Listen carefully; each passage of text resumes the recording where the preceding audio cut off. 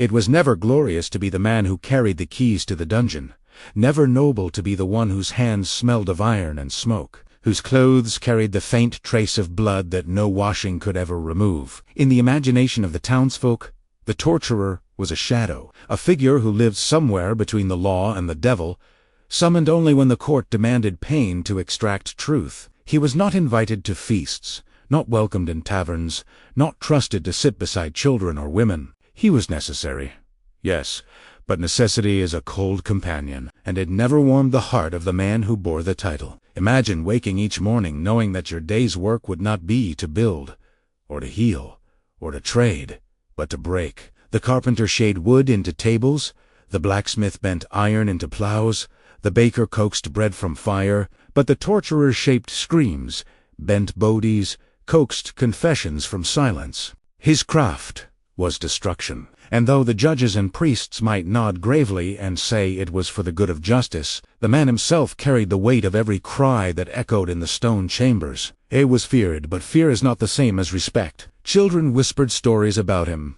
calling him half-demon. Mothers pulled their sons away when he walked through the market. Even the butcher, whose hands were red with animal blood, looked at him with unease, as if the torturer's stains were darker, more permanent.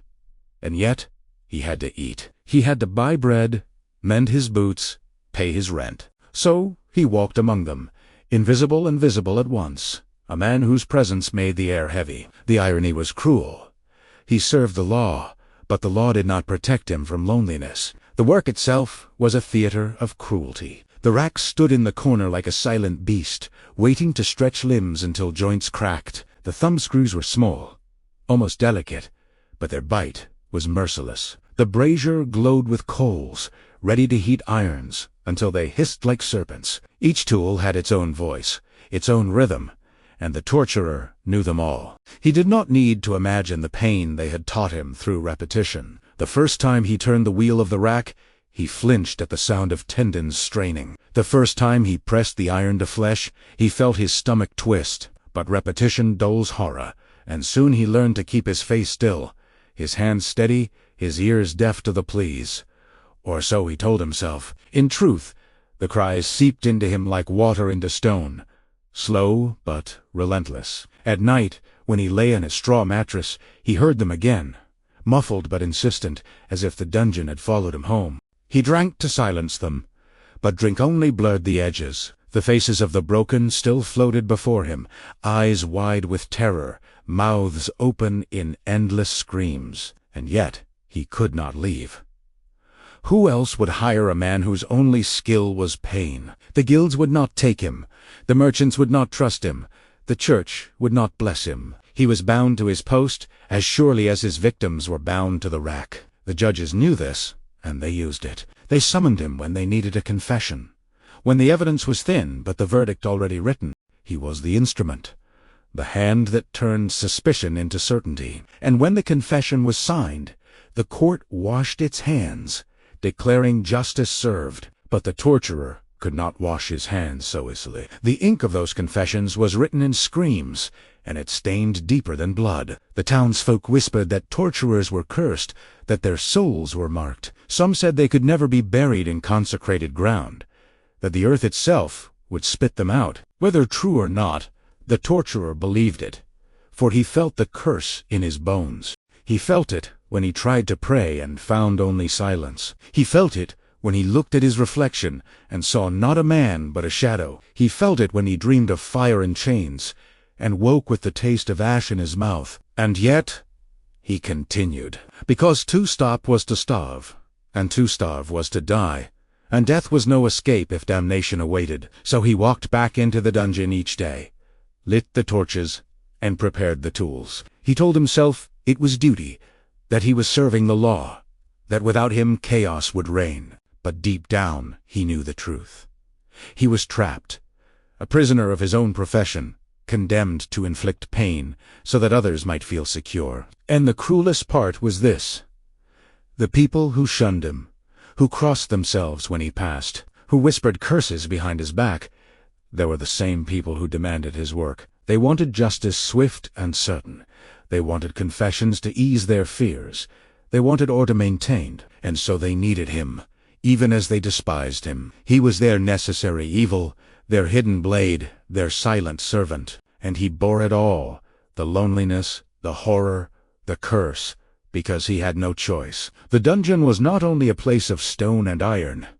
It was a place of silence that swallowed every sound, except the ones it chose to echo. The dripping of water from the ceiling became a clock, marking time in drops instead of hours. The torches hissed and spat, their smoke curling against the damp walls, and the air was thick with the smell of mold, sweat, and fear. For the torturer, this was the office, the workshop, the stage where he performed his grim duties. He knew every crack in the walls, every groan of the wooden beams, every squeal of the hinges. He could walk blindfolded through the chamber and still find the rack, the chair, the brazier.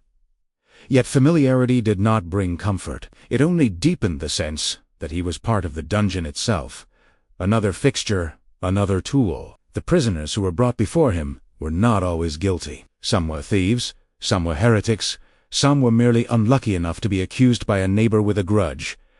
The torturer did not decide their fate. He only carried out the orders. But he saw the fear in their eyes, the disbelief that this was happening to them, the desperate hope that perhaps mercy might intervene. He knew that hope would not last long. The first turn of the rack, the first tightening of the screws, the first touch of the iron, and hope dissolved into screams. He told himself he was only the hand, not the mind, not the judge. But when he looked into their eyes, he saw himself reflected there, and it was not the reflection of a man, but of a monster. The work left marks not only on the victims, but on him as well. His hands grew calloused from turning wheels and tightening ropes.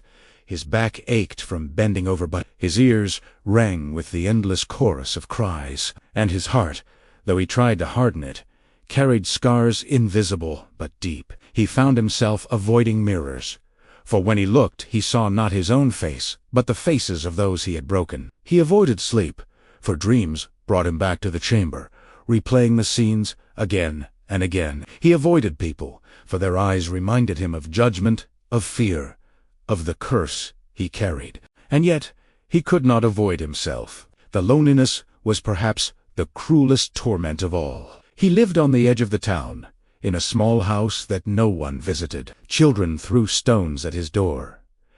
Neighbors crossed the street when they saw him. He ate alone, drank alone, walked alone. Even the prostitutes, who welcomed men of every trade, turned him away, whispering that his touch was cursed. He was a man without a community, without a family, without a friend. The only voices that spoke to him were the voices of the condemned, and they spoke in screams.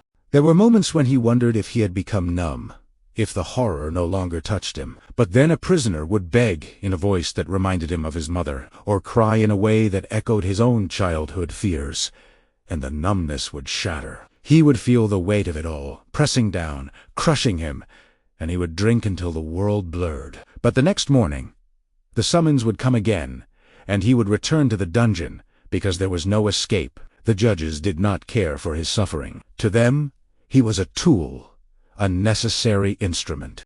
They spoke to him only when they needed him, and when the work was done, they dismissed him without thanks. The priests offered no comfort, for they too regarded him as tainted. They preached of sin and redemption, but when he knelt in the pews, he felt their eyes on him, cold and condemning. He wondered if God heard his prayers, or if heaven had already closed its gates against him. And so he lived in a limbo, neither fully part of the world nor fully apart from it, a man condemned to serve justice but denied its mercy. The irony was bitter.